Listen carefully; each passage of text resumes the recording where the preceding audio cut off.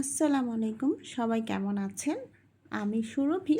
আমার চ্যানেল সুরভি ফারিনে আপনাদের স্বাগতম। তো আজ আমি বানাবো ফুচকা। তো আমরা ঈদের মধ্যে কম বেশি সবাই ঘরে রান্না করি মিষ্টি বা মিষ্টি জাতীয় খাবার।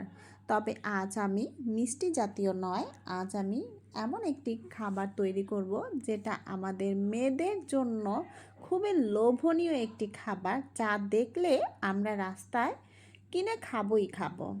বিশেষ করে অন্য মেয়েরা খাবে কি না আমি জানি না, তবে আমি তো খাই। আর হ্যাঁ, সেটা অবশ্যই আপনারা ভিডিওতে দেখেই বুঝে গিয়েছেন আমি কি রান্না করতে চলছি।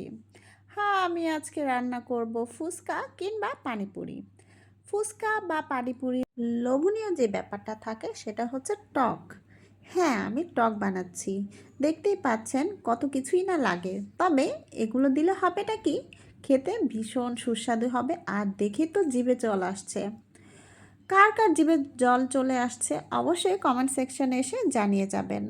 হ্যাঁ, আমি পুদিনা পাতা, ধনে পাতা, রসুন, কাঁচামরিচ, চাট মশলা, বিট লবণ, লবণ আর মরিচের গুঁড়া আর চিলি ফ্লেক্স দিয়ে, আর হ্যাঁ, তেঁতুলের পালও দিয়েছি, কিন্তু ভিডিও করার সময় এটা হয়তো বা স্কিপ হয়ে গিয়েছে, সো সরি।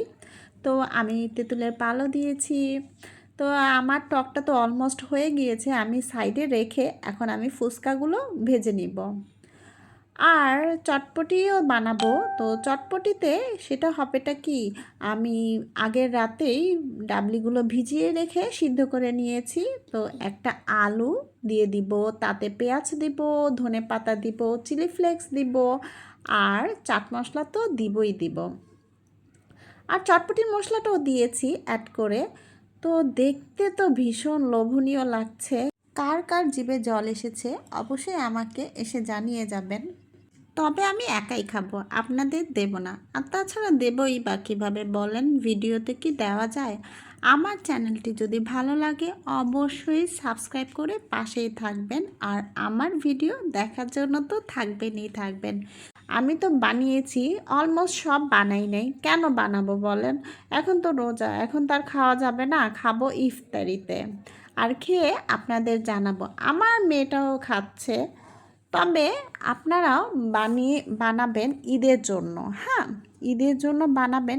এই খাবারটা না প্রত্যেকটা মেয়েই পছন্দ করে, আর ছেলেরাও পছন্দ করে।